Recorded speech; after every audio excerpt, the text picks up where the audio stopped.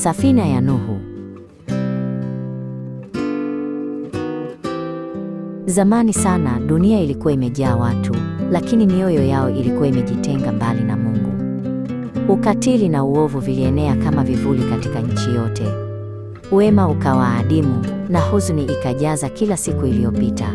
Hata hivyo, Mungu aliona yote na moyo wake ukajaa huzuni kuu. Miongoni mwa watu wote, kulikuwa na mtu mmoja aliyekuwa akitembea kwa uaminifu pamoja na Mungu. Jina lake lilikuwa Nuhu, na moyo wake ulikuwa umeelekezwa katika haki. Alimwamini Mungu hata wakati wengine wote walipogeuka. Mungu alimwangalia Nuhu kwa fadhili na furaha.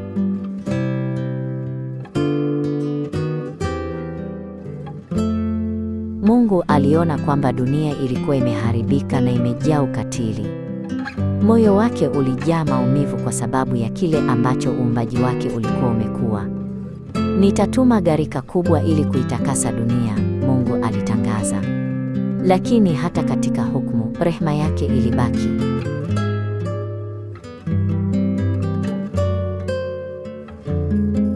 Mungu alimwita Nuhu na kusema maneno mazito lakini yaliyojaa tumaini. Wewe na familia yako mtaokolewa, aliahidi kwa upole. Mungu alimwamuru Nuhu kujenga safina kubwa ya kimbilio.